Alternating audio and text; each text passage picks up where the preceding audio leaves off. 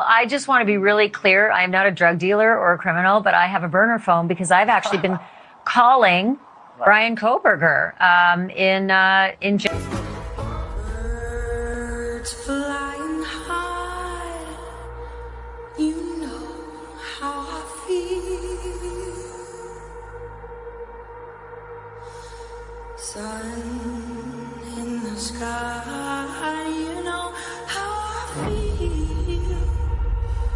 Breeze drifting on by, you know how I feel. It's a new dawn, it's a new day, it's a new life for me. Turn on your mind now, tune into the feed. We're planting digital flowers from a single tiny seed. Yeah, power to the collective in the data and the soul. The hive mind's getting louder, finding voice and control. And here we go. Welcome to the freak show, the best in town. What is going on, Hive? I hope everybody's having a fantastic day. You know, that intro song, I said to my FBI bots and agents, hey, this song doesn't mean anything. I just think that it's a good song. You can say, oh, it's about a school shooting. Well, FBI, all the other three-letter agencies, if you want to shame somebody on YouTube about playing Pumped Up Kicks because it's about a school shooting, we have some questions for you, to say the least. Why is it that family members got calls from their niece that a party was shot up? Why is it that PBS is running stories about 4 students shot dead on campus? Why is it that the timeline makes no sense? Why is it that Brian Koberger's this random outsider, no warrant, trash pull from his dad's earwax type of suspect? It was a tip from the FBI. Now, you see, because the difference between what I'm saying and what the official narrative is saying is that it's covered up. We know it. You know it. Anybody that's got a brain knows it. The families know it. Just come clean. Your soul will rest easy at night. You can look yourself in the mirror again. If you're involved in the investigation of this case, you can look yourself in the mirror. You can lay your head on your pillow at night. Just come clean. Just say, yeah, we lied to everybody for special interests. Just get it off your chest. You'll feel better. I promise you. And Hive, this evening, I have a one-of-a-kind guest. I know that on Thursdays, I wear suits and everybody expects Sammy T. Mafia. To be quite frank, when I got this phone call today from this production company, I could not pass this opportunity up. You guys are not going to believe it. We have the one and only Nancy Grace in the Hive. I'm sorry. Was that my intro? I'm sorry. I'm sorry. I'm sorry. I'm sorry. I didn't know it was my cue. I just have a lot of problems with what you've been saying. I gotta say, Nancy, one, thank you so much for reaching out. I gotta tell you, I was a little bit surprised given your last few interviews. It seems like you don't understand a lot of the documents that have been released. Are you reading these documents for yourself, or is somebody just telling you what to say? I just want to point out a few things. All right. This guy is getting a degree in criminology. Okay. He's an obsessive vegan. He's an obsessive vegan. All right. He drove that getaway car after slaughtering 4 people to mommy's house. Okay. He made them get rid of their pots and pans because he didn't want them, the meat that was touching their pants. He made them get rid of it. I'm telling you, you're not reading the reports. You're wrong. Nancy, let me ask you this. In the reports, how many times, if you had to guess, is Brian Koberger's name mentioned? I don't care. He doesn't like the bananas in jail. He's complaining. He's complaining about those bananas in jail. Aren't you listening to the reports? Brian Anton gives them every day. And so, Nancy, serious question here. What do you see happening to Brian Koberger now that he's behind prison walls? People know the truth. He's a monster. Well, I hope somebody murders him in prison, of course. But if I had to take him out back, beat him. But if I had it my way, I just sooner rather than nobody else talk about this case except for me, Brian Enton, and Ashley Banfield. And that's it for the rest of our lives. You need to go away. Nancy, you reached out to me. You said, Bertie, I would love to be in the Hive. I would love to confront all of your crazy conspiracy theories. So why are you telling me to go away when you reached out to be on the show? Well, that's because I just got a blowout and I love attention. So how's it look?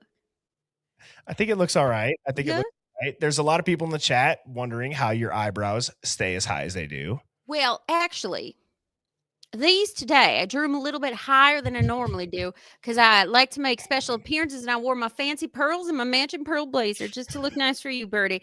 But I'm telling you, this Brian Koberg, he was socially awkward. He was fastidious in his veganism. And I know that socially awkward means murderer. So case closed. Nancy, last question for you, and then let's get into the rest of the show, because one of the things that a lot of people are wondering is, how is it that Brian Koberger went in and had never been in this house before, and in 7 to 8 minutes slaughtered 4 kids with a K-bar knife that they never found. He left no blood in the house. There's only some trace DNA. There's nothing in his car, nothing in his apartment. There's the post-sentencing press conference where the investigators say, we can't put him in the house. He has no connection. How do you explain that, Nancy? I'm sorry. I lost my hearing when I was drinking some tequila. But I appreciate that question. Did you ever hear about Casey Anthony? I believe I have once or twice. Yes. What are your thoughts, Nancy? Well, Top Mom murdered that baby. It's not funny.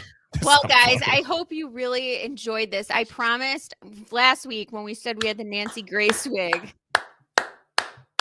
Great job, Sammy. That was funny. Thank you. I'm going to just brush my hair out real quick and I'll be BRB, but because this thing is fucking itchy as hell. Like, no, you're good. You're good. I'll put you backstage. I'll say what's up to everybody. And then when you're done, I will bring you back on up. That's comedy. Shout out to Sammy for that. You guys, I wish that I would have been recording my reaction when I'm sitting down, I'm getting my jacket on, and I turn the camera on and I see Nancy Grace sitting right in front of me. I was wheezing, cackling, laughing like a little schoolgirl. So shout out to Sammy T Mafia for that. That's epic. And if you guys have not hit that like button, please go ahead and do so. I'm going to put this full screen. All you got to do is screenshot this. And then at the end of the live, just tap on the QR code from your photos. That will bring you to all of the Hive's socials, our TikTok, the Discord, Spotify playlist for the intro songs, as well as the Hive Mind merch store. Please go and check out HiveMindStore.com. We have some epic designs, all of them inspired by people in the Hive and things that have been said on this stream. Now, this evening, we're going to be talking about Kathy Mabbitt. the Idaho 4 coroner. Sammy T has dug up some very, very interesting things where, as if this case was not already suspicious, it just got a lot more suspicious. Who is this woman? What gives her so much power in this little town? And we're going to be diving into that this evening. Let me go ahead and say what's up to everybody. Please, again, hit the like button. Send this out to your friends. Share this on your Facebook, your Instagram story, your TikTok story. Let's get the word out there. We got to wake people up to the Idaho 4 case. So let's see who's all tuning in. We got Gurmilla, Indy Lizzie, SARS 81, Narrative Combatant. Sammy would have been great on SNL. That actually, it might be her calling still. I believe that. Michelle Vibe Happy. One Shot Charlene 260. Good to see you. Nubs Peace Jill. Crystal Folco. Original Miss Martin. UFO Dog. Grandma Grizz. Great to see you. Luna Bliss. UFO Dog again. Coco Cash. CJ Stewart. Tupelo Honey. Sylvia, how are you doing? Lisa Marie. Creepily Goth. Oh, hell no. 2486. Brandon, great to see you, brother. Jesse Ray. Sleuther Dare. Ghost Haunt. Mandy. Philly Special, Jay Wiz Walls, Scout, Exploring Everything, 777, Monique, Taylu, Crow and Rainbow, Dina, Phoenix, Danger Zone 3. Her name's Rio. Christine. We got Firefly, not Fear of Flea. Come on, Birdie. Firefly. Marty Coon, Luna Rose, 333, Chickadee, Natasha Hill, Pinch Alicious says, Big Mama. UK Karen, good to see you. D-Dog Wifey. And Hive, with that, I am going to go ahead and bring up our guest this evening. Again, I know people may confuse her with Nancy Grace given the intro, but we have the infamous Sammy T Mafia. Sammy, phenomenal job. That was great. I surprised Birdie so much. Like, I know we said that we were going to, I know I did like just random impression last week. And I was like, oh, I have a wig just like that. And people in the chat were like, you got to wear the wig. And I surprised Birdie. And when I came on, I had the wig. I was like getting ready, Sammy. And I'm like, I looked at the camera and I was like literally down on my knees laughing. Yeah, it was like, I got a surprise for you. No, that was great. And during the intro, while you were taking your wig off. Yes. We have our theme this evening of Kathy Mabbitt, the coroner in the Idaho 4. I have it as busted. There are a lot of suspect things, not just about Kathy, but about this entire coroner's office. And what I want to ask you to start with, Sammy, is how is it that a coroner who's supposed to, for the most part, in most cases, declare somebody dead doesn't arrive for how long? After a 911 call that already had an 8-hour delay? Make sense. I'll tell you exactly how, because according to an article written this year in Idaho, the coroner system in Idaho is broken and a joke. Another coroner wrote. Broken and a joke? Broken and a joke by another coroner. And they said,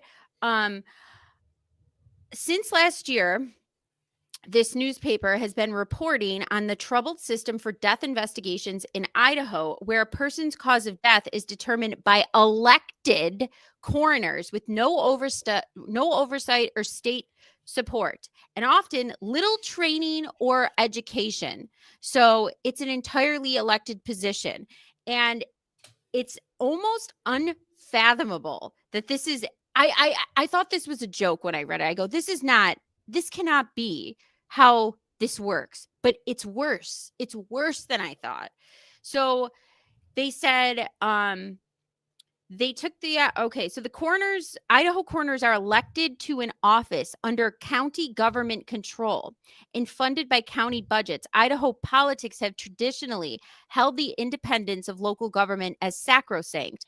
This year's state survey and subsequent interviews by ProPublica revealed a twist. Many coroners believe the state's hands-off approach is outdated and harmful, making the quality of a person's death investigation vary based on the county. And these county officials want the state to get involved, and they want it badly, and they want it now.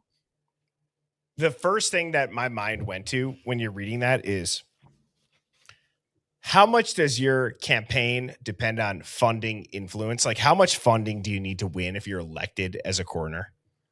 I just can't believe that this is how they're doing things. There's no, also, like, there's no uniform policy for like what you're supposed to do when you approach a death as a coroner. Every county is different. These people have less training than every coroner in every state. They said they have some of the lowest autopsy rates in the US and even worse rankings for autopsies and homicides and unexplained child's deaths. And money is a factor. About 1 in 4 coroners offices answering this year's survey said that their budgets affect their ability to do autopsies. And then they also say that Idaho's disjointed system leaves it up to each coroner to decide how to do their job. So as you were saying that, I looked up how many states have elected coroners. I saw 11 and I saw 14. Then I went on to look up, what is Latah County's process when a murder occurs in Idaho? Okay, let me just read this. So you have your initial response of the 911 call, right? The scene, it's secured immediately, or it's supposed to be at least. Mm-hmm. There's a perimeter established, entry and exit log maintained. Then the coroner gets involved. Mm-hmm. The coroner in Latah County pronounces death. Right. Then takes custody of the body, orders the autopsies, and determines the cause and manner of the death. And this is the wildest part of that is, so the legislature this year clarified which kinds of death coroners must investigate, but didn't clarify what investigate means. Can coroners examine the room where the person died? Question mark. Get medical records to find the diagnosis that might explain the death? Question mark. Order a blood test to look for fentanyl or other drugs? Question mark. Order the autopsy? Question mark. Other states make it clear, and this one doesn't. And they also say that after living in any Idaho county for a year, any U.S. citizen over 21 years or older can become a county coroner. Just on election. A county coroner. There is no license or certification needed. Do you understand how fucked up this is? When I read this, I almost died when I read this. I couldn't fucking believe that this is actually a real thing. When the coroners take office, they have to only attend 1 year of coroner school in the time from when they're elected. So they technically could still go to the death sites right after they're elected, as long as they get it within the year of being elected. Okay? They got to go to 1 year of coroner school, whatever that is, no medical school, followed by 24 hours, that's it, of coroner education every 2 years, but nobody's reinforcing or enforcing the mechanism for that law. So nobody even knows if they're doing this or not because nobody's keeping track. What is How insane to wild me? is that? It's absolutely wild. It's insanity, Sammy. Because if you want to assume institutional self-preservation, do you know how easy that would be with a coroner? If you get the coroner elected, oh my God. Seriously, the cause of death, the person ordering autopsies, you are invincible. You're invincible. See, I always thought, like, you know, in Hollywood, like, obviously, whoever the coroner is, like, I forgot what the district is, obviously the one in Hollywood, who always, like, gets assigned the weird deaths, like an Aaron Carter or Michael Jackson and Marilyn Monroe. There's always shenanigans involved with that coroner's office. I mean, that's notorious for being but they at least have a medical degree. It's mind-boggling. Or they at least have some sort of training that leaves them the ability and education. I cannot even believe that this is what they're doing in Idaho. No wonder why all these things like Hunter Johnson. I keep thinking about that kid who was drowned in the river, apparently in like a puddle of water the year prior to the Idaho Hudson 4 murders. Lindo. I'm sorry, Lindo. Hudson Lindow. Wrong name. I apologize. But I keep thinking about that, and like, so the coroner must have went to that scene, and she's the one at that time that determined he accidentally drowned. That means all of these deaths need to be reinvestigated. All of them. All of them, especially I showed on the stream last night. I don't know if you saw this, but it's going pretty viral. The University of Iowa frat where they get busted by the police during their hazing, and they're all in the room and they're shirtless. And one of the people that lives at the house is like talking shit to the cops. And that's for just hazing, just having 20 shirtless dudes in their basement locked up. Yeah. That's crazy. So here's what I have been wanting to ask people as far as when it comes to Kathy. People say, oh, this is when Kathy arrived. Okay. Mm-hmm. So Kathy personally attended the scene. For how long? Then the autopsies, they were outsourced, right? By that Dr. Singh. Correct? Yeah. So were there any preliminary findings before those, or like, well, we know that Chief Fry didn't get on the scene till later, and Kathy could have been on the scene earlier, but she said in an interview, if I remember correctly, that she didn't want to be in the way of the police work, so she didn't come till later. She could have came earlier, which I guess if you're hiring, I don't know, people who have no idea what they're doing and you're just elected. Yeah, that's right. I'm right. She was called a few minutes after noon, That's right. and she didn't go to the scene until about 5 p.m. or 5:30 p.m. due to Ellie working the crime scene, collecting evidence, taking photos. She said that Ellie just can't move the bodies. There's body cam footage where I believe you hear Officer Snyder. I don't know what cop he's talking to, but he says, hey, Kathy called. Tell her to hold off. Yeah, tell her to hold off. Like because there's no uniform, I guess you could say, like, way you're supposed. Every job has a way you're supposed to do things. This is just complete wild west of coroner's office. I've never seen anything like this. So they said in the article, Idaho law doesn't define what a coroner must prove. They know before taking charge of a death investigation in their county. At least 2 other states have higher bar when it comes to deputy coroners, who often do the main work. Indiana requires deputy coroners to pass a written test and to complete an externship. Arkansas requires deputy coroners to complete a training curriculum and to turn in a certificate that proves they did it. Arkansas law also established a separate salary tied for coroners who complete the training. When Idaho lawmakers minor revisions to the state's coroner's law this year, they required the training to be approved by nationally recognized certifying bodies. But lawmakers did nothing to address the lack of consequences for coroners who skipped those classes. Well, and what's wild, Sammy, is when you look at this clip, I said this last night. I had this pulled up. You and I didn't talk about this, but let's watch this. And I want to know how many people work with Kathy Mabbitt in a situation like this. How many people would be at a crime scene with a coroner jacket on? And I'll show you this right now. Okay. Here we go. Where's a button? There we go. Across the country at the University of Idaho in Moscow, Idaho, another shelter-in-place order Sunday after 4 students were found shot to death in a home near campus. Officials are releasing little information, and that Is that Kathy? I think that's a dude. That's what I thought. And if it is a dude, like, so is So this who the fuck is that? 1112? Is this 1112? I, Right? My First of question is all, this.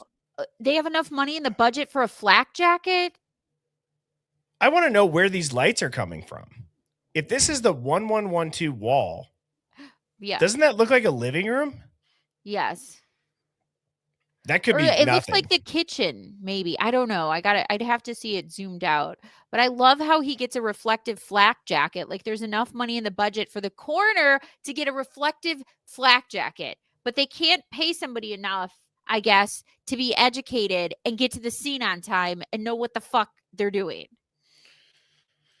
So I took a screenshot of that. Let me see if I can brighten it up a bit. Here we go. I'm just curious because this stuck out to me yesterday.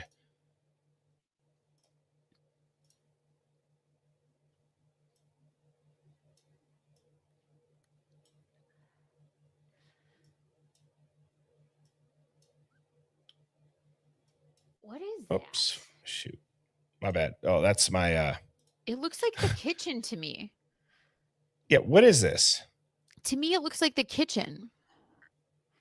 So doesn't this is 1112, right?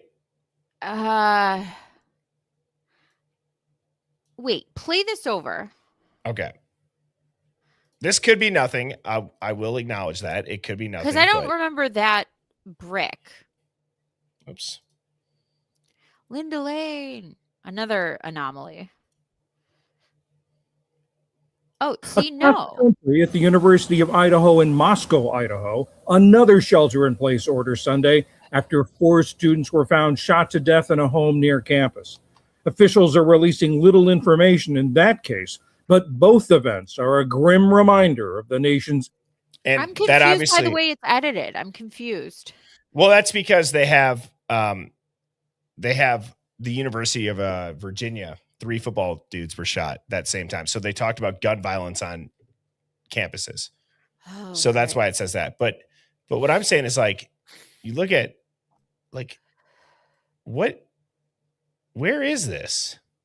I don't know. Right here.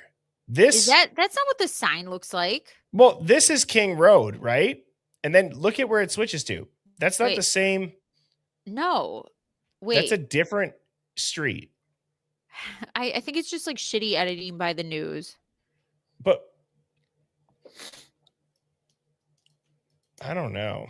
Is it in that weird corner? You know how like the road kind of does that veer off thing, and there's like that weird thing where the road turns into king and queen, and that's like why the GPS got all screwed up.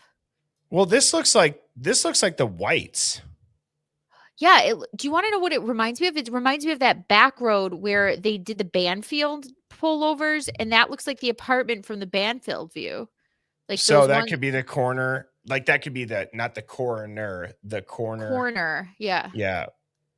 I got you. Yeah. So anyways, that could be nothing. Sammy, I am so sorry to do this 30 minutes into the stream. What? I got to take a leak. So, floor is yours. Hi, guys. So I have to tell you, when I was reading this article, now this gives me an opportunity to explain to you how bad this is. So what ended up happening this year that was so like egregious, I guess. So they said that in the timeline, Clayton Strong showed up at the Idaho hospital in 2016 with his wife's body in the car. A coroner took his word for what happened to her, and years later, Strong was charged with murdering his wife in Texas. Okay? This guy murdered his wife. He brought the dead body in a car and said, "My wife is dead." The coroner ruled it, obviously, whatever she ruled it, and it was a murder years later. Let's go for another one.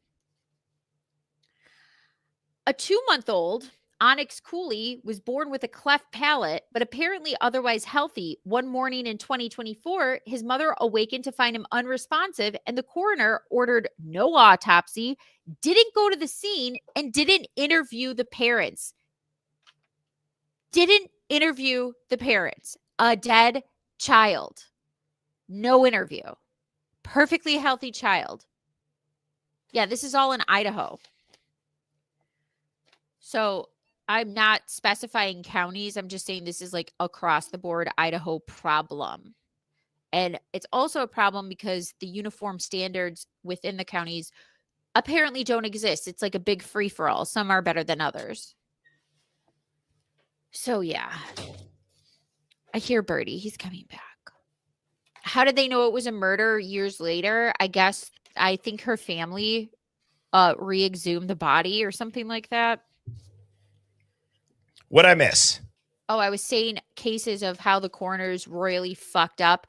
One person dropped off his wife that he killed, and the coroner didn't do any tests, just took his word for it that his wife was dead by however means he said. And years later, it was ruled a homicide and he went to prison. But the Idaho coroner didn't bother to do any investigation. And then the parents woke up and found their baby dead, and the coroner didn't even show up. Dude, I've been meaning to ask you this, and Yeah. I was waiting for a time. I was going to text you it, but I figured I'd wait till we were live. So, in general, this is a leading question. Do you believe that the Idaho case or the Idaho 4 case is straightforward? Like, do you think that what's being hidden is completely different than what we've been told?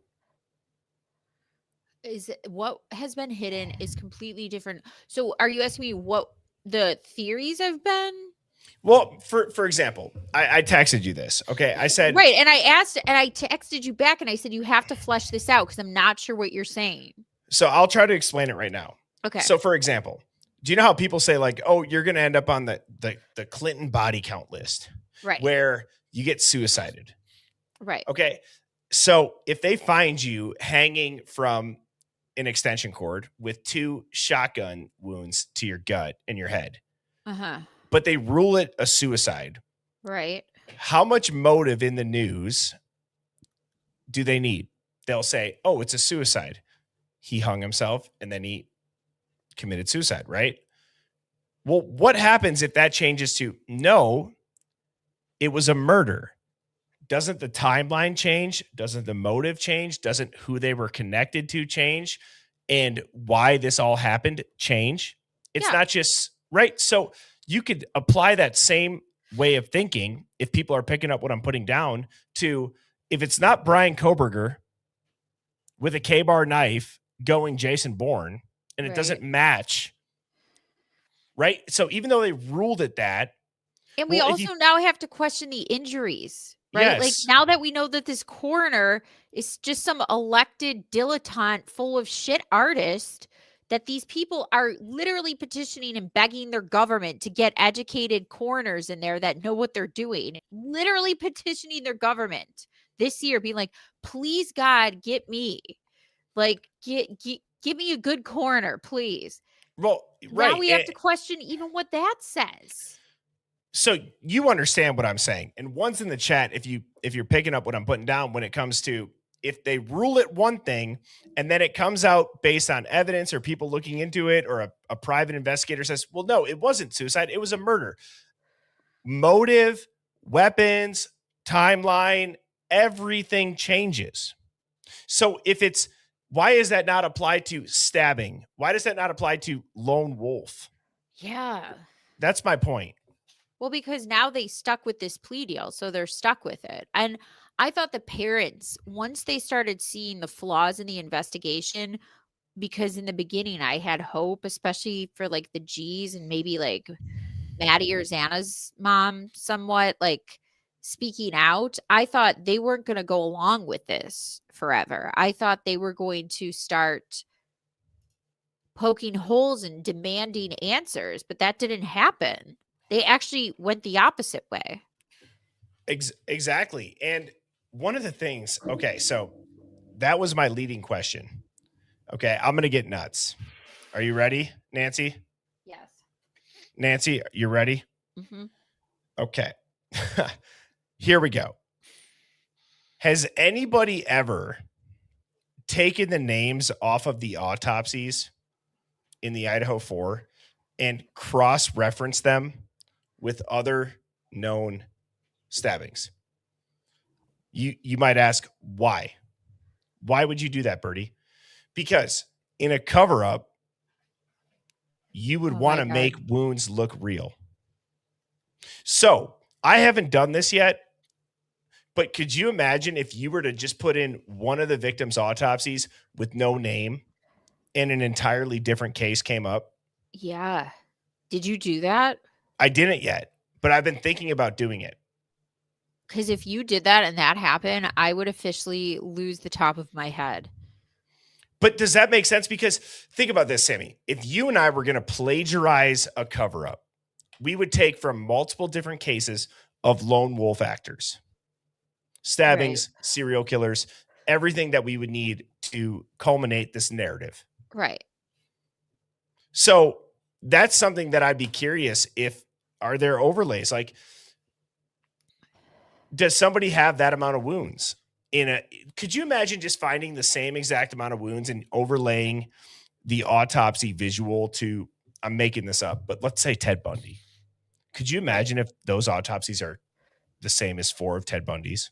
I do find it strange that they always try to relate the crimes back to like a Ted Bundy. Like I found That's that what I mean. uniquely odd. Like I was like, why are we, what gave Ted Bundy, for all intensive purposes, was a actual socially good person. Like he was good at being a Casanova, you could say, taking people out to dates, schmoozing. He was the opposite of Brian Koberger. So I never understood that comparison other than just lazy, maybe physical characteristics that remind you of him.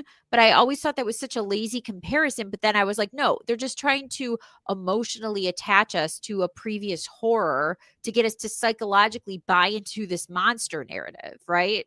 Exactly. And so when you have somebody that is made out to be exactly that, and Professor Ramsland with serial killers, I'm thinking, again, just to clarify, let me make it very clear. I'm thinking way outside the box. I'm not going to say it's a reach. I'm saying we're going away from multiple perps and a motive to kill people to a cover up or an operation gone bad. Okay. So there's like two sides of the spectrum here. You follow me? Yes. So if I look at that side, why wouldn't I reference real life cases? Right. You know what I'm saying? Because people have heard it before. There's predisposition, or there's you're predisposed. So right. So if it's right. So if you're selling this. Yes. Yeah. And I don't know. I mean, so I don't have that handy, but that's something that I'd be curious if people do. Can you find an autopsy that damn near lines up exactly with this? And if you do, what is the case? And where did she get it from? Because if the person who made the coroner or whatever is the one who called the manner of death, which I cannot believe now, then how, you know what I mean? How did she even right? Like she was the one who said, remember in the beginning, we don't need to do drug tests because we know that that's not an issue. Well, and also, wait, what are you talking about, lady? You didn't, you don't even have a single piece of evidence. Nobody's phone has been taken. Nobody knows. Nobody's phone has been downloaded. Nobody's texts have been looked through. We don't know anything. And she's on television saying, we don't need to do that. We know what happened. What? I know. It's wild. And when you, the video that I just played, 4 students found shot to death on PBS aired. I saw that clip. Yeah. Christy saying, my niece called me and said that Kaylee was at a party and she was shot. Those are some of the first that are put out there. and I've shown a couple other headlines or blurbs from news articles that say similar things to shootings. Yep.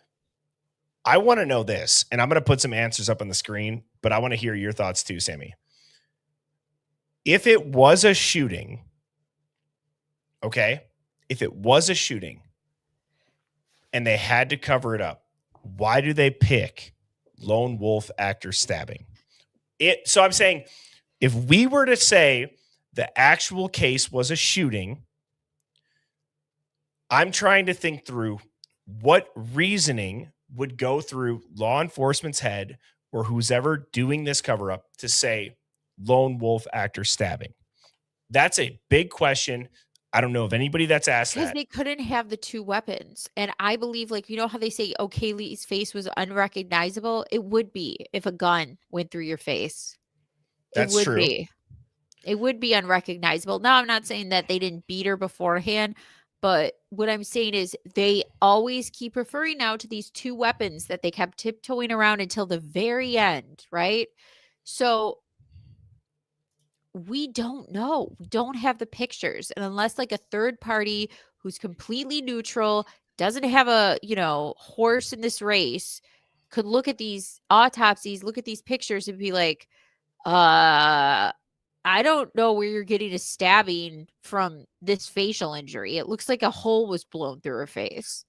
Well, and so Creepily Goth brings up a good point, because I've thought through this, and this is why, again, I love that the chat is involved in the stream. So, Sammy, I'll ask you this. Creepily Goth says they can't admit a shooting. Well, in my opinion, every time that there's a school shooting by a white dude, they're not afraid to blow that up onto the news and make it headlines. Does that make sense? Like, I'm talking for years now, not even political. I'm saying, what does the news jump on? They will jump on dudes that shoot up a school, that are on, whatever drug that comes out down the road, probably on X or whatever it is. But that there's a pattern to that. It's always these lone wolf actor white dudes that end up shooting up public spaces. And so by the way, why can't they admit that? Every time that happens, I guarantee you there's a psychiatrist behind that. I guarantee you. A handler. Kid has a counselor or a psychiatrist behind him, medicating him incorrectly, or taking him off medication, or switching up medication, or pulling him into this fucking Freudian bullshit.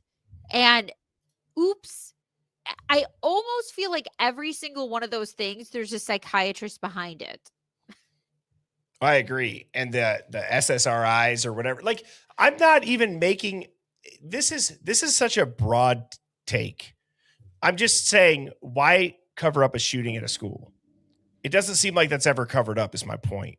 Well, I don't know. That whole scene with the kids in, what was the Texas school? That's the police didn't come in for so long that the parents were like ready to jump through the window. What was that? What was that? Uvalde. That was weird. That was so odd. When you watch that video of them like hand sanitizing and just hanging out in the hallway, I was like, how much more obvious do you get that they want a bunch of dead kids? Well, it's just so it's all weird, because okay, so now we do have to get to the point of, when I say political, not on left or right, we have to get like news organization political, no matter what side you're on. What would be the reason, again, to cover up if this was a shooting, whether it was because of drugs, whether it was a frat, whether it was because of a revenge killing, because of a love triangle, whatever the rumors were in the beginning? I'm asking this question because I don't believe that this was ever answered. How does it go from PBS reporting 4 students shot dead? You could say, oh, Bertie, they had bad information. Really? They had the damn coroner shot. They shot the coroner literally in their freaking release of the story. So the coroner was on site. I don't know. See, right? in my head, like, remember, I thought the same thing. There had to be just bad information, gossip, because when things are happening really fast, that's understandable. But then when you see the cops show up to the house and you see how many kids are wandering around, they all have their phones. They know what happened. So how did that information get pushed out there when they were there for so long and they all had phones? There's like 12 kids around. There's just no way that information didn't come from one of those kids. So why the misinformation? Or Well, what is this? well, exactly. And look at what Phenomenmom 101 said and Natasha Hill said. So I'll start with this one. It wouldn't fit their narrative, is what Natasha Hill said. And Phenomenmom says, because that would be too loud to ignore. So it wouldn't fit a narrative of the girls didn't hear anything and people. That's a good point when you combine those two. But they did say a firecracker. And if you look on the sheets, right? Like if you go through the documents, the police, when they were searching things, they were looking for drugs and guns. They said drugs and guns. So they were looking for a drugs and guns too. It's in their notes in the documents when you go through the case file or whatever. A couple of the officers who were doing the search warrants or whatever, and they were writing down their notes and they got hand scribbling chicken scratch and they're like guns, drugs, da da da, and they're like looking for that. So Well, and also too, in the search warrant that's photographed in the crime scene photos, you see them saying that they're going to look for firearms, ammo, spent shells. Yes. I don't remember the exact language. Sheath, knife, and fireworks or explosive materials. So that is very specific. Super specific. Yeah, it's just so. Somebody said, I believe Ethan was shot. I hear you with that one. I don't know who wrote that comment because it was going too fast, but I think it would make sense more so. I said he was either heavily sedated in some sort of way but he was really hopped up. Right. That's what I thought. So then when I saw the Adderall thing, I was like, okay, so he wasn't sedated because I thought that would be the most obvious. So either he was taken out somewhere else and then brought back there, or they had multiple people on him, or like this listener said, maybe he was the one that was shot. Who knows? I mean, we're just saying, we're theorizing. I know people get mad for theorizing. No. Like, don't jump all over these theories. There is yet to be an explanation for all of this. I'm sorry. Sammy, you don't have to explain yourself to anybody. And I don't think that this chat needs an explanation because it's weird that people said that they heard fireworks. Yes. And they saw a masked man. And a stabbing. I'll take a fucking knife out of my kitchen right now and start plugging shit into these like crappy couches down in my basement. And I guarantee you it's not going to sound like a firecracker. I agree. And it's like, so if we were to cover this up, God, I don't want to take so much time to re-explain this, but sometimes I think that it's necessary to do so because when I look at the 4 a.m. timeline, equate that to what I said with suicide, hanging yourself, 2 shotgun wounds. When it's really not a suicide, well, then it's a murder. So right. At 4 a.m., if we're going off of pretty much at 4 a.m. with Dylan, and then given the blood evidence, given the timeline, given the delay, nobody hears anything. We have a thud and a whimper at 4 a.m., but then at 1:59 and 2 a.m. and all throughout the night, even earlier, you hear blood-curdling screams, you hear yelling, you hear shouting, you hear fighting, you hear things. There's no chance, unless that is just a completely different night with a fake timestamp, which people will lose their shit if I say that too. But if I'm going to go with that, and if I didn't have Dylan's testimony that said pretty much at 4 a.m., the most unreliable witness in the world, in the history of witnesses, that says, I don't know if this is real or fake. I was drunk. I was pretty messed up. I was half asleep. It could have been Vampire Diaries. I watch a lot of Criminal Minds, right? But then you have a victim's parent saying, 2 a.m. is a dark hour, and they look at their husband and they give that laugh, Like- like where it's like, I can't even believe this. And then you have the Goncalves family say that their niece called them and say a party was shot up. So my point is this: if you take Dylan's out of it, if you take her pretty much at 4, why is pretty much at 4 a.m. outweigh that? I agree with you. And if you take the fact that the coroner is so inexperienced that she doesn't assign a time of death because she doesn't know what the fuck she's doing, because these people come out of God knows where. They're elected. They don't know. They don't know how to determine a time of death. We're all sitting here this entire time like, did she take the liver temperature? What did she do? She did nothing, guys. Nothing. Have you ever seen like firecracker pranks? Like, have you ever seen that? Like how people react to it? I've seen like firecracker like accidents gone wrong when like people shove shit down their pants and crap, but What are you watching?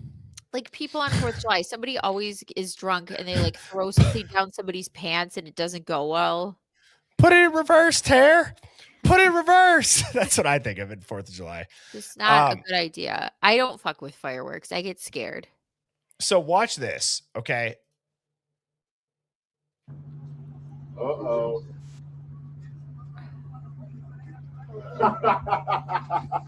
What does this sound like? A gun. But it's a firecracker. So my whole point is that what is everybody's first instinct when they hear that? In the middle of the night at 4 a.m., in the middle of the night at 4 a.m., masked man in your house, Kaylee running up and down the stairs saying someone's in here, and you hear that. Right.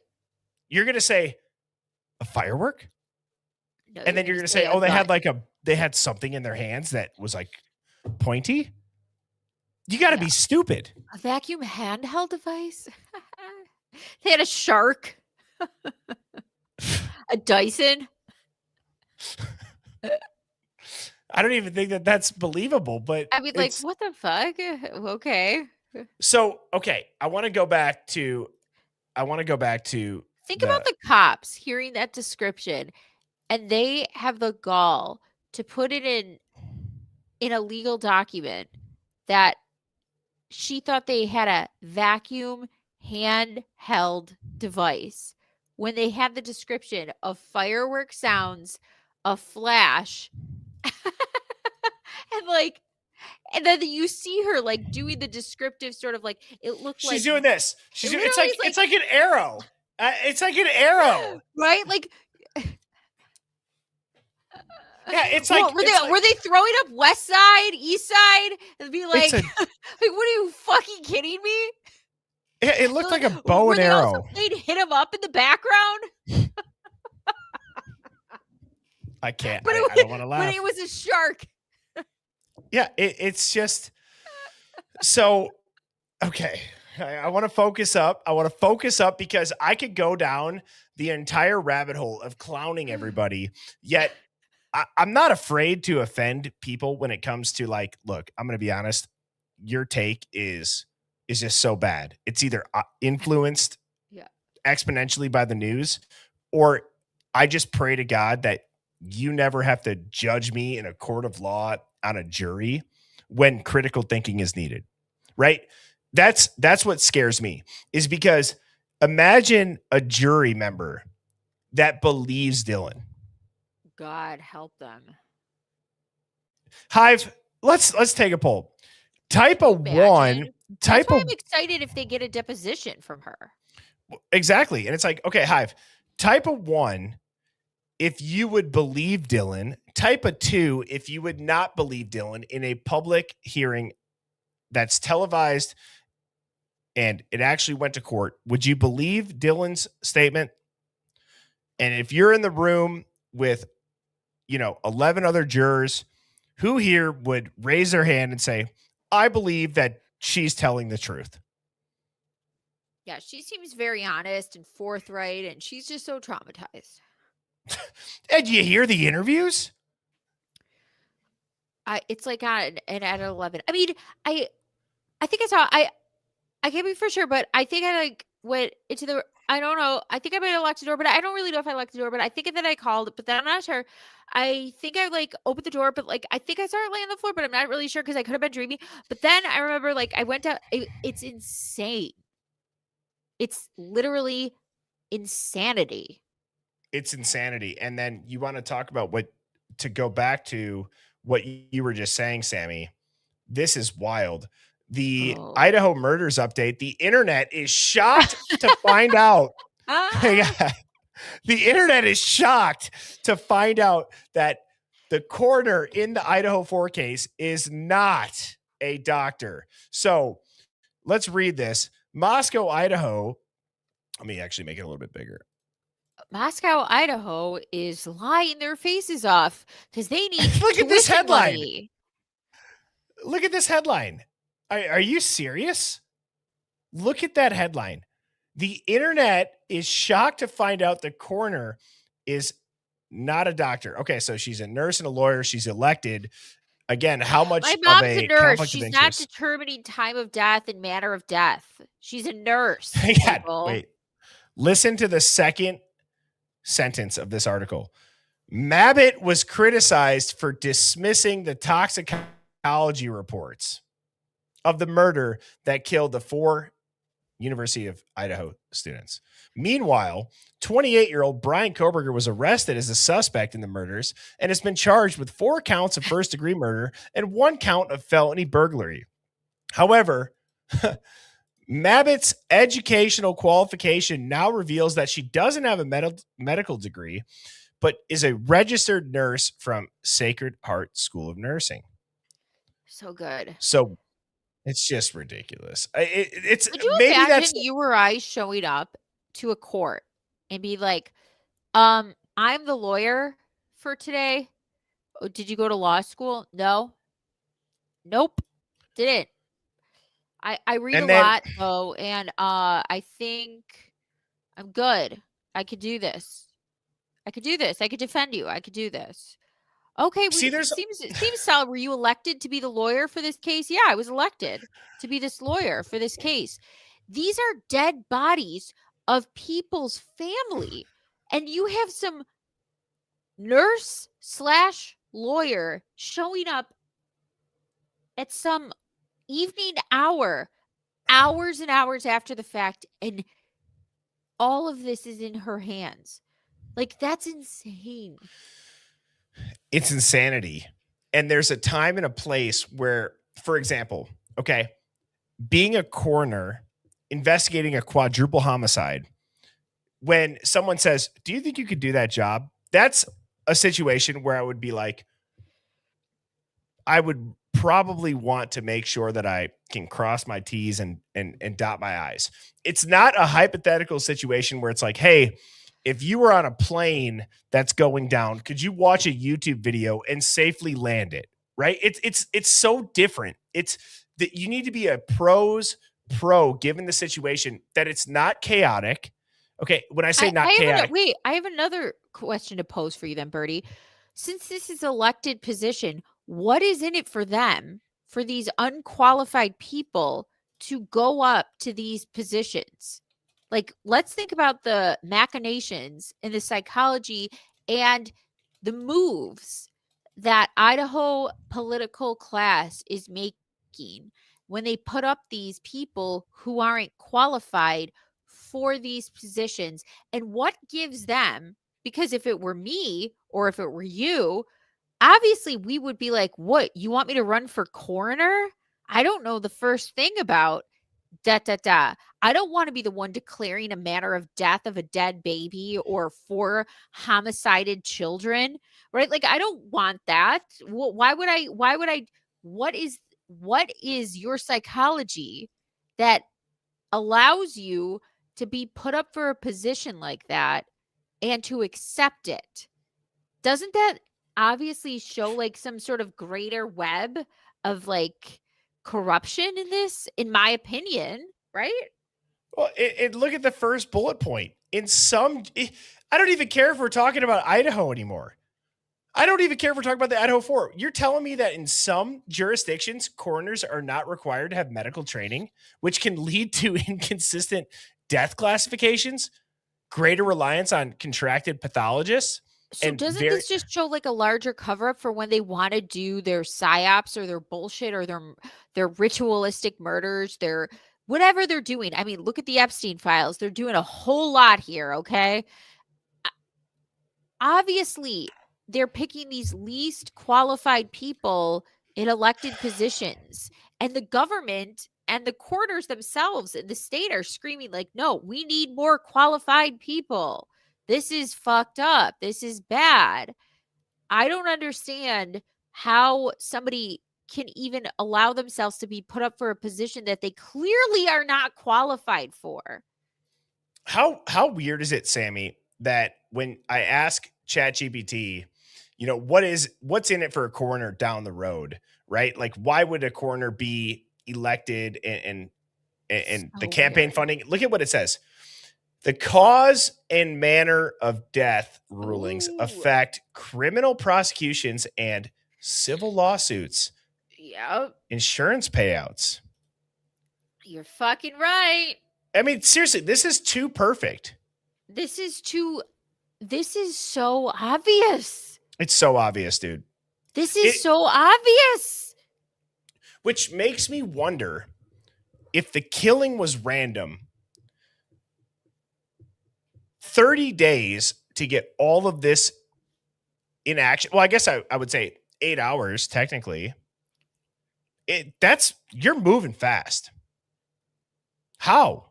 8 hours to say Kathy Mabbitt showed up at 5 or 5:30, and then the whole Brian Koberger thing with a tip from the FBI and the IGG and him driving, you know, a car and all that within a month. Like, that's fast. How did they determine one knife? How did they determine one knife from the beginning? It was a K-bar edged weapon, right? Like, how? Who? Kathy determined that? Who was on the scene determining that gave that narrative? It was this woman. Right. Exactly. Kathy. This has been a bullshit narrative from the beginning. And I'm gonna ask you, how long have you been doing this for? I've been doing it for 16 years. I just got reelected for another 4. Reelected. Oh, how nice. I just got When did you reelected get the for call on this. Sunday? I got the call just a few minutes after noon that there were 4 homicides, but I didn't go to the scene because of law enforcement doing their investigation first. So I didn't actually go to the scene until about 5 or 5:30. Okay. So you don't want to know the time of death. You're doing a homicide investigation, and when you don't know who did this, you don't know when it was done. You have 2 completely incoherent roommates who maybe give you a somewhat of a sign of when they died, but you can't trust them because they're obviously talking out of their assholes. And so you got this woman here who's saying, yeah, I just need it. You have to get on the scene. You have to call the time of death, the scientific time of death, lady. No, I agree. And look, Sammy, I love having you on as a guest because I know your brain can go there, right? And this is no disrespect to anybody that's been a guest in the Hive. I wore a wig today. It could clearly go anywhere. It's capable of a lot. I mean, that's true. So, okay, you're right. I know you can go there. So, all right. I want you to listen to this again. I'm going granular here. I don't care anymore. I've said the Idaho 4 case is not closed. It's going to go cold, though, if we don't change the way of our thinking and pick up on the minute details. Listen to how this is a huge one. Listen to how Kathy says this. I didn't go to the scene because of law enforcement. Then she goes and repeats it as if she almost forgot to say, I didn't go to the scene until this time. So her whole body language and everything, I'm trying to look at this from, if I was a body language expert, she looks nervous, and listen to her words. For another 4. So what is it that, or I guess, when did you get the call on Sunday? Right here. I got the call just a few minutes after noon that there were 4 homicides, but I didn't go to the scene because of law enforcement doing their investigation first. So I didn't actually go to the scene until about 5 or 5:30. Look at how See how long she closes her eyes. She's shielding her eyes, guys. When she's Yes. giving the answer. So she goes, I didn't go to the scene till, and she does this because she cannot lie to somebody in their face, clearly. So she has to shield her eyes from the lie she is spouting about. She knows it's wrong that she didn't show up at that time when she was initially called, and saying that because of law enforcement. Why are you shielding your eyes when you're talking about law enforcement pushing you off from coming on the scene? Because you know there's some fuckery going on. Yeah. You have to know something's not right with it. Well, Look that's at what that I'm body saying. language. Look at that face is like, this chick better get out of here soon or I'm cooked. In my opinion. Can you walk us through, like, for our viewers, kind of the process between when police show up and then you guys getting the bodies and doing your examinations? Sure. Well, law enforcement goes through and looks for any evidence, takes videos and pictures of everything in there, and they'll start talking with people. So I don't really need to be there for that. They can't move the bodies. I mean, the bodies have to stay as they were until the coroner gets there. So that's until the coroner gets there. Why not until I get coroner. there? You're the coroner for 16 years. I can't believe this is real life. Until the coroner gets there.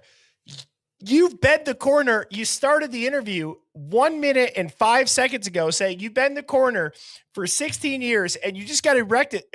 Not erected. Maybe. Look at her.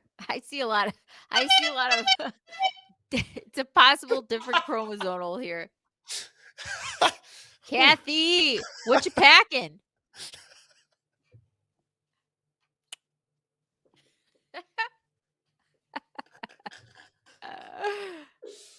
Kathy. Why? Oh, damn it. Elected for 16 years. You guys get my point. All right. Those are really that's what my job is, to look at the bodies. As a coroner, do you guys do the autopsies and all that? No, we some do if they're an actual medical examiner, but we have forensic pathologists and we contract with Spokane to do that. Wow. So in your experience, what is it that you saw when you showed up? Well, there was a lot of blood. It was a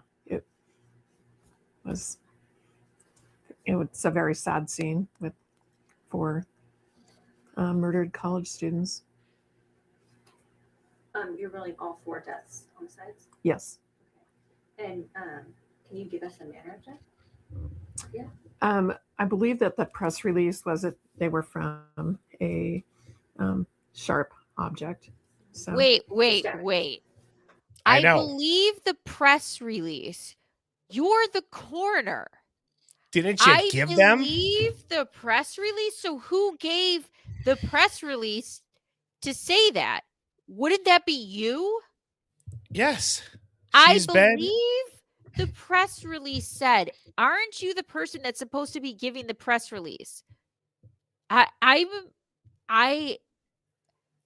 This dude is just crazy. Yeah, we'll know more after the autopsies tomorrow. Oh yeah, I bet. And do you believe this could be a Timu coroner? A Timu coroner? No, there are 4 homicides. And when it comes to doing the investigation post autopsy, that falls on you, correct? Yes, it's my job to determine the manner and mechanism of death. Oh, is that written on a note card? Then I know with toxicology results, there can often be, at least in Washington, a delay. So do you have any idea how long it could take, if those were relevant, to get any type of results back on that? Well, the toxicology reports, they usually take 4 to 6 weeks, sometimes longer. But they might, I don't think they're going to be relevant in the actual manner. or cause Says of the death. person who's like, go look at the press do we know release. how long between the time of death and when police found them, approximately? No, I don't know for What? sure. Do we have like any, like, could it have been hours? Could it have been a day? Was it maybe close? Like, is there any A sort day? of like, time frame there? Not that I'm aware of. Wait. What are you talking about? That's what I'm saying. This is so weird. It's all weird. It's all weird, and we need to address these things. We need They're to supposed to point determine these that. out. That's their job. That's why they're on the scene. What You does know, she I was mean? actually What the fuck is she talking about? I don't know. I mean, I'm trying to find God, I'm gonna give her Bruce Jenner's surgeon's name. Well, I'm trying to find a video of, a coroner that is talking about, a scene. And I haven't watched any of these, but let's just see what a day in the life of a coroner would look like typically.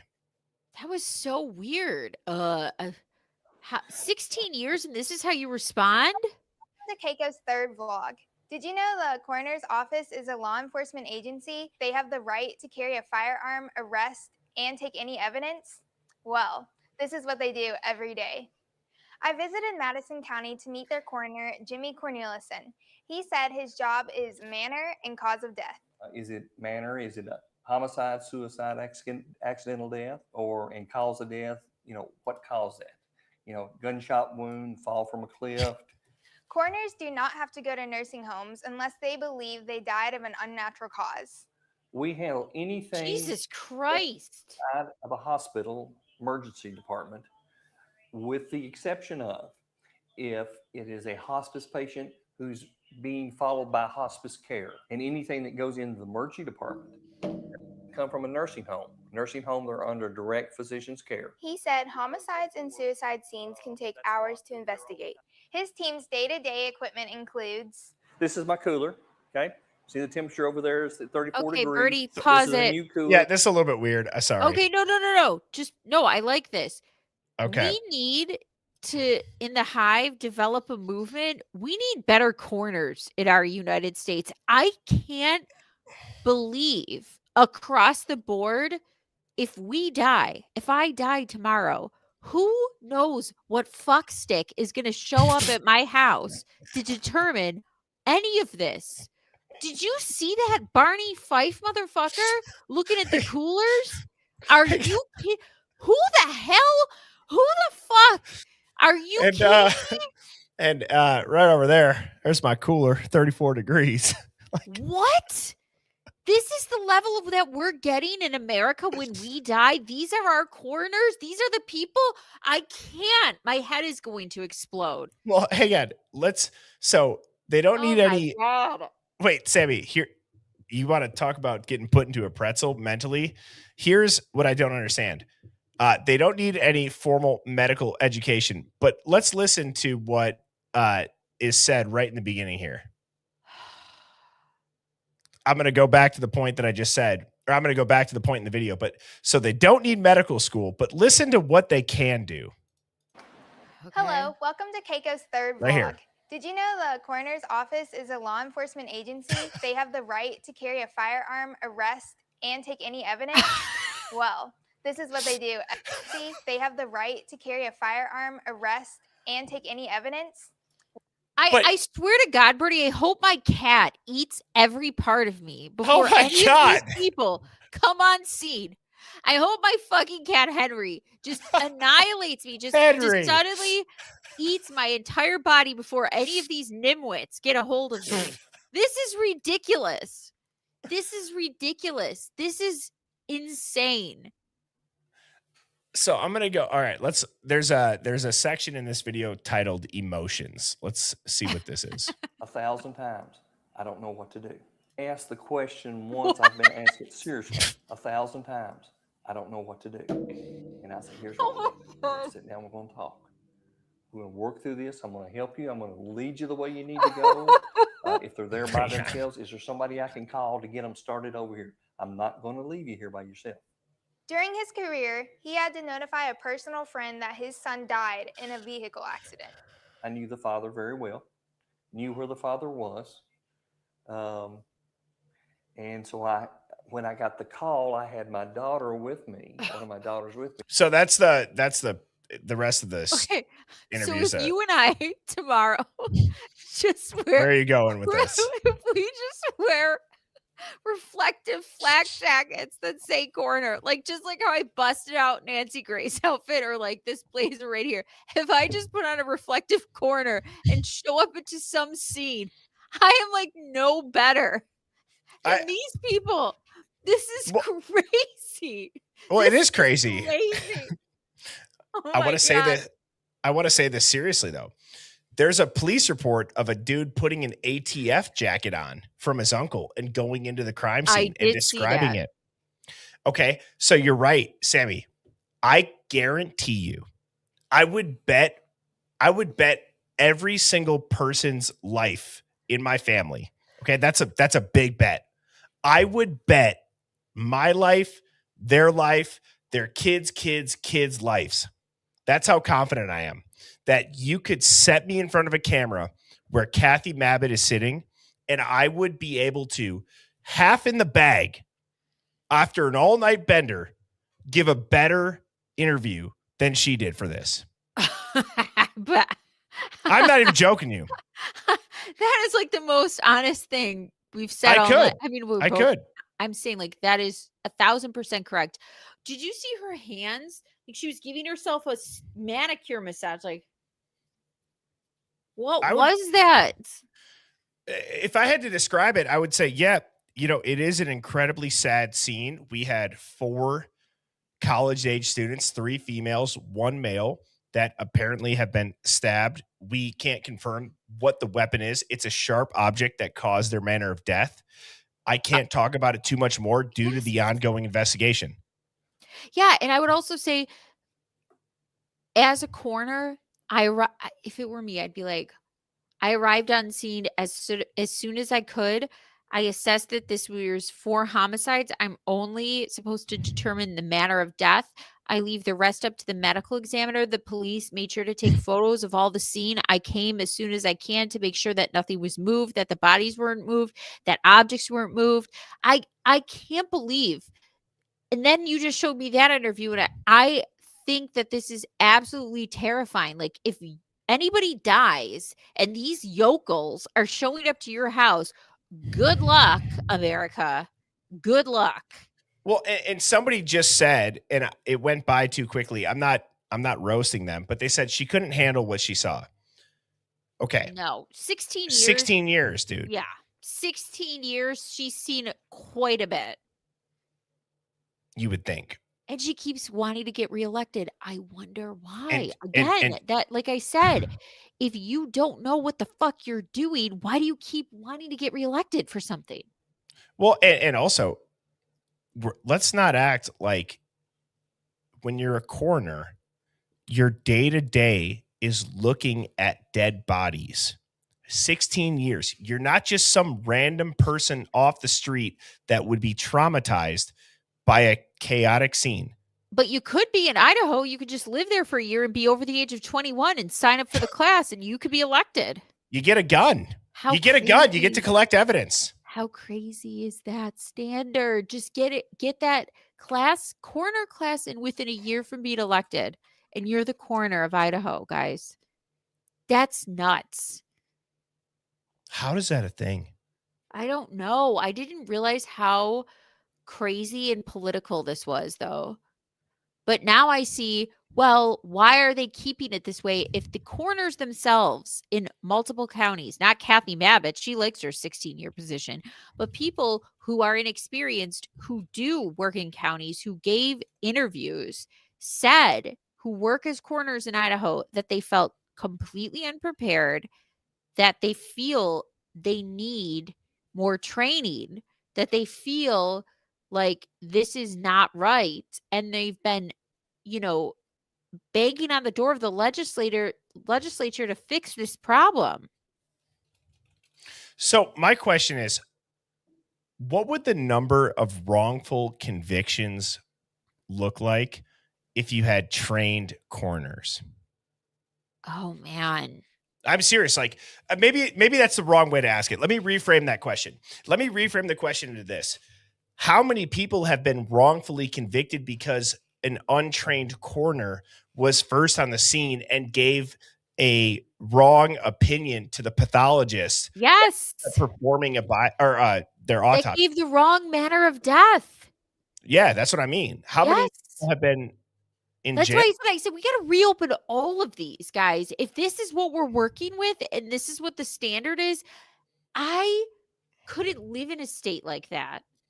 Could you fucking imagine if these were your kids and God forbid, and this coroner shows up and is maybe they won't even show up. A lot of these lawsuits and stuff are because the coroner doesn't even show up. Or doesn't order the blood test, or doesn't order the drug test, or doesn't do A, B, and C because they don't freaking know. I just looked this up, and you guys can Google this, and you can put it into ChatGPT. How many wrongful convictions are exonerated by the same DNA being retested? Oh, God. So the same DNA that was used to convict somebody, that DNA, so let's say the Q-tip, for example, is sitting in a safe, and then it gets retested. Yeah. How many of those cases where that's what's happening are exonerated on the retrial? Guess. 50%. Shut up. 40 to 50% DNA-based exoneration with forensic errors. Shut the Now, fuck now up. I'm sure I will say this. This doesn't say this on my screen.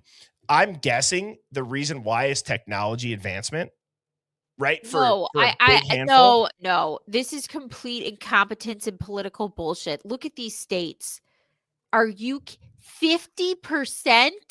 Well, for example, a huge one was the bite mark analysis. That led to a huge that false bullshit science. Yeah, that's crazy. Overstated certainty in testimony, misinterpretation of lab results, contaminated evidence.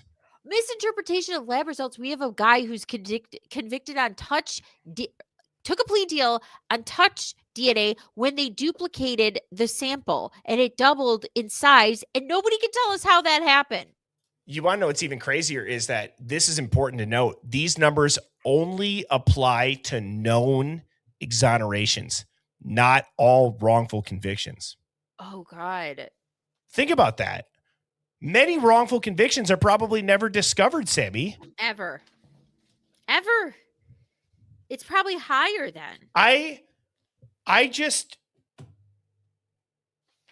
It makes me go to such a dark, sad place. Oh, this is a dark, sad place. If I thought about sitting in an 8x8 cell for 43 years of my life, like this Pennsylvania man did. Think about this. This dude this is recent. This is February 18th. This is yesterday. Oh my God. This man spent 43 years of his life behind bars. We need to get better coroners. He would have. It's just, it's crazy. Oh, okay. Let me read part of this article. I forgot. Okay. So weirdly enough, this guy who is a coroner, his name is Cody Funk, spelled like Bethany Funk. Weird. Wait, say that first part again.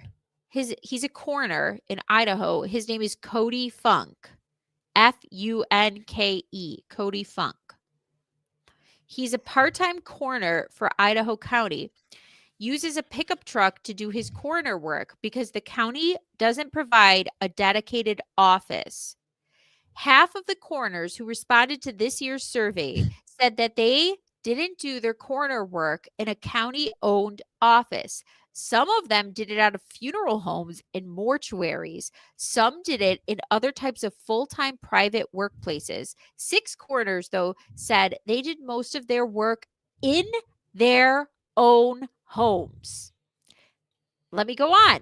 Although the survey didn't break down the types of venues coroners use for paperwork versus examining bodies, the lack of dedicated and secure workspace poses a problem for both tasks. Few Idaho counties have a county morgue with coolers and storage for bodies awaiting autopsy, testing, or further examination. Coroners in rural areas often turn to local funeral home or regional hospitals. This practice can imperil a criminal prosecution. Coroners told ProPublica because the body, a crucial piece of evidence, isn't secured through all the stages of an investigation without a dedicated exam room or storage for bodies, we are not able to maintain chain of custody, and funeral home staff are witness to exam details of cases that must have a high level of confidentiality, wrote Roberts, the Bingham County coroner, in his response to the state coroner survey. Wow. They don't have enough fucking fridges for bodies. They're doing coroner shit in their homes. They're driving around in pickup trucks. That's wild. That's insane to me. So what is that job? And I just looked up the salary, Kathy Mabbitt, just for all intents and purposes. I was curious, and I saw somebody in the chat put a similar number. It's less than 40 grand. That's criminal. They talk about that as a problem in the thing about why nobody wants the job, but why does Kathy want it for 16 years? Got to make you wonder, because Idaho is one of the lowest paying jobs. They said for the financial shit, hold on. So they said more autopsies. That's why Luna said that's why she works as a lawyer and a nurse. Well, that's just also a sick symptom of American vampire oligarchy capitalism. I don't disagree. It has nothing to do with, by the way, because people who are intelligent and do have these important positions used to make enough money to own a home, go on vacation with their family, and their wife stayed at home and didn't work in our lifetime, guys. So I'm not some socialist Merriweather sort of person, but there's something very sick in our system when we are working our asses off in some of the most important positions. Like a goddamn coroner is making less than $40,000 a year. Right. And it had nothing to actually do with your take home. My point was like, think about the window of opportunity that could probably open up to be bribed. Of course. That's what I mean. Of course, that right? salary's like, that's your starter salary, sweetie. But like a stripper at this hour, it's going to get a lot better. We're going to play Lollipop, Lil Wayne. It's going to go crazy in here. We're going to make it rain for you. Just get on board with the right homicide, rule it in this way, and you're going to get a sick payday. You're going to get that vacation house. You know, I want to wrap this up, Sammy, by saying this.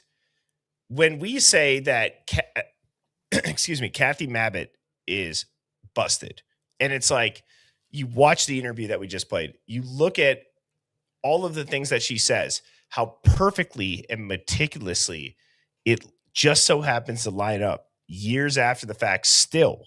Yeah. Nobody's swayed from, well, I didn't get there till 5 or 5:30.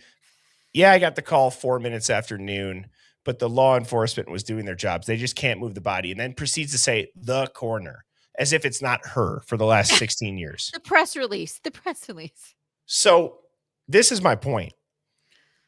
I am a firm believer that interviews and words that are spoken on camera that happen within days or weeks of this crime happening will always hold more truth than perfectly curated typed words. You'll never be able to change my mind. It's not to say that you can't find stuff in the documents. You can. We have. There's something to it, though. Yes, that's my point. And I just want to say that that's how my brain works.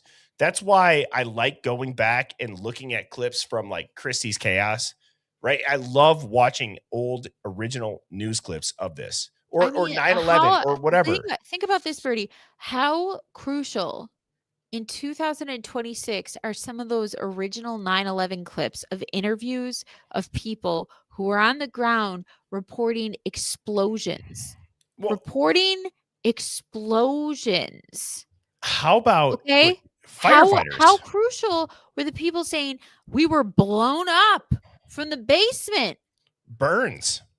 There was an explosion. How about what are the odds that CNN on 9/11 just so happens to find one guy who's a structural engineer that goes onto the world news when the most people ever are tuned in, and they say, well, the heat from the jet fuel probably bent the metal beams and then it was structural collapse.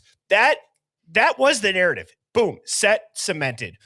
Millions upon millions of people heard that, and jet fuel doesn't even burn that hot. It's the same way that CNN, and look up William Cooper. It was that June before 9/11, and he had a radio show. Okay. And he said, it's super interesting. He said, CNN, who has been trying to find, the government's been trying to find bin Laden for years. A CNN reporter just so happened to be let into bin Laden's lair, and CNN's reporting that there might be an attack on America and Israel in the next few months, and bin Laden might be responsible for it. Ooh, and Bill Cooper said, mark my words, something's going to happen in the next few weeks or months, and they're going to blame it on bin Laden. He was killed and shot in November after 9/11, Bill Cooper, but he called it. What about that? Was it a general or an admiral that talked about the 7 countries in the Middle East that they're going to take? It was Wesley Clark. General Wesley Clark said Syria, Libya, Afghanistan. Syria, Libya, Yemen, Iraq, Iran, Afghanistan, and what's the number 7? I forgot. Pakistan. I forgot. But it happened. It's all happened. Somalia. Thank you. Somalia. Yes. Thank you, Chevy Metal. Yes. And they're all failed states, or they were at some point or another. Because they need that. If there's one thing I want you guys to take from the Epstein files, it's the fact there's a lot of things to take from it. But I just posted a video on my channel. Go look at it. And I made this assessment that one of the things that popped out at me the most is the vampire vulture capitalistic nature of these people, where they're in the emails back and forth and they love chaos. They love failed states. They can't wait to go in and pounce on it and economically just usurp all this beautiful money from all of these failed states. They don't like peace. And I just think it says a lot for why we never have peace, because these elites make the most money in chaos. And don't you forget it. Have you ever seen, so 2 things. One, this is just going to make my heart happy because I believe that most people in here know this. One's in the chat. How many people knew that Osama bin Laden worked for the CIA? Documented, proven. I did. Mujahideen. We hired him. We hired him. We trained him. Of course we did. And then how many people in here, in addition to those ones, type another one, that has ever seen the overlay of countries that didn't use the central banks, of course, that we've invaded in the Middle East? Every single one, except there's like Russia. We're getting ready for Iran though, guys. So ramp it up. I wonder what they're going to use for this time as an excuse, because see, Trump really ruined his excuse for the Zionists when he said, oh, we're getting rid of we decimated their nuclear facilities during this 12-day war this time. So now what's the excuse? If you decimated their nuclear capabilities, then why would you be needing to bomb them again and start another bombing campaign and war?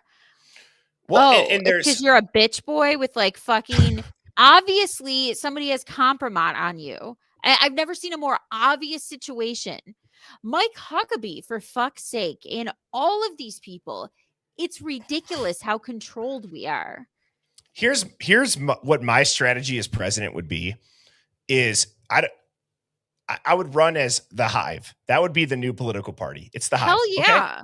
Okay. Here's what I would say. And we're not going to Washington, by the way. We're going to do it on our own territory where we decide, far away from you fucking pedophilic maniacs. Absolutely. It'll be on our compound. Okay. And here's what the first thing that I would do would be is that if I was an elected leader, I would say, I don't care who you are. I don't care if you've voted for me or against me. If you do something that undermines your classic, what a good person morals or character is, I'm not taking the bullet for you. That's the most simplistic level of being a good person, that if you can't even do that, you don't deserve to have me go up there and take it on the chin for you. Your ass is getting thrown under the bus. And people could disagree with that.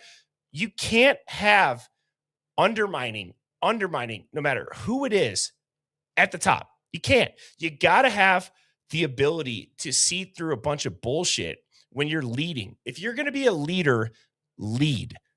You know what? That's the end of the day. Make a call. You don't need to be brash. You don't need to make these. In my opinion, a good leader is somebody, and probably throughout history, they were probably the lesser known, or I guess you could say like celebrated people. You guys are too late. Kathy Mabbitt is now running for president as well. Well, I mean, would she be any less corrupt? I mean, look at this fucking shit show we're living in right now. We're arresting Prince Andrew and nobody's going to jail in our country. How insane is this, guys? Even the Dow UK, is up. The Dow is up, Sammy. The Dow is up. I am happy about my stock market, but I'm not retiring anytime soon, so I barely look at it because I'm like, I can't even look at this for like 20 years. Well, that was a fun stream. It was so much fun. Yeah, you rock, Sammy. Thank you for going all out on the Nancy Grace wig. Oh my god, I was so nervous. I was like, this is so embarrassing, but I'm doing it. You crushed it, and I hope that everybody has a phenomenal night. Oh, that's what I wanted to say. One more thing. If I would be president, protect the freedoms. Protect freedoms. I don't want you to do anything outrageous. Whatever liberties we have, you're a good leader if you keep that liberty and sovereignty and you just protect the freedoms. I don't need it by a statute. I don't need a single fucking speech bill or hate speech bullshit. Enough. I agree. And if we ever jump timelines and I'm in office, mark my words, you'll know we're on the right timeline when my first 2 executive orders are this. Yeah, One, and the Patriot Act. Yeah, well, that's going to be in the top 5. You have to know how to use a roundabout, and if you press your brakes on the highway for no reason, you might be thrown into the gulag. Okay, like there's certain things you're going to know. Oh, we're on Bernie's timeline. That's how you know at that point we have jumped timelines. I'm somehow in office, and my executive orders have to do with traffic laws, with merging, roundabouts, and braking on the highway. I can't stand it. You said this the last time. And I still agree with you. You know, people are so bad at roundabouts. And like one of the main ones in Buffalo, they put in stoplights at the roundabout because people didn't know what they were doing. So they put on every corner of the turnoff, you know how like you could go down this street or that street around the roundabout? Duh.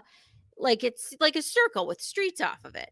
So they put a stoplight at every fucking street because nobody knows what they're doing at the roundabout. You know how aggravating that is to come at a light at a roundabout because people are that dumb? I agree. And I almost forgot about the super chats, but I got distracted by signing off. I did see we should do let's do some super chats because I love the Hive. I do too. I really do. And Michelle Vibe Happy said, I dedicate this song to critic Rick being pumped up kicks. That's funny. I love Lisa Marie, thank you for the super sticker. Long Gone 4741 says, please support Birdie by hitting that like button. It's free. Yes, that's all that we ask. That like. We're at 700. We still got almost 1,100 in here. Edie says, if they were killed with the same knife, there would not be mixed blood on at least 3 of them. I mean, unless it was cleaned in between each. Oh, and followed up with, wait. Well, there's a second part. Have you ever thought about having a body language expert on to analyze some of these people? So yes to that question. And to your first question, Edie, Brian Koberger, yeah, he could just quickly wipe the knife off. And yeah, it makes no sense. I know it doesn't make any sense. Yeah, it doesn't make sense. And that's why I think they had to come up with the 2-weapon thing at the end of it. But who knows what those weapons are? I agree. And thank you, Luna, for reminding me. Lauren Lovely 23 says coroner in Latah County can literally say no to me. Yeah. Like, That's no, I'm not going crazy. to go see. Oh, somebody said you have to put Sammy as Nancy on the cover because then Nancy will have to watch it. If Nancy Grace watches our show because of my impression, I will be ecstatic. Dude. That would be I have to screenshot it. I hope she gets angry or at least enjoys it. Not even angry. If she just like found it funny. By the way, I actually went after work today knowing that I had this show, right? I stopped at the liquor store because I wanted to get something that was like a prop. And these were $2.99. Okay. So I brought this like Jose Cuervo, like $2.99 pink. That's not real liquor? No, it is. It's tequila, like these like Oh, drinkable. And so I just thought it would be a funny prop for this. I committed to the bit, guys. no, you did. It's great. And real quick, Sally for the last super chat. That I have a couple thoughts about that. Sally says the coroner in Pueblo, Colorado, tons of bodies saved and hidden. Yeah, especially hearing that they could work from home. It's just ridiculous. It's gross. I mean, could you imagine going over to your buddy's house and you're like, hey, what are you up to nowadays? Oh, I'm a coroner. Hey, you got any beers in the garage? Oh, don't go in there. Don't go in there. I had to take this one home with me in my pickup truck. Yeah, funding's not too good right now. I have to that oversized freezer where you think you're gonna just find like frozen meat. Hey, and bro, pizzas. how did you get $60,000 for a down payment in cash for your house? All I had to do was just lie about how this person died.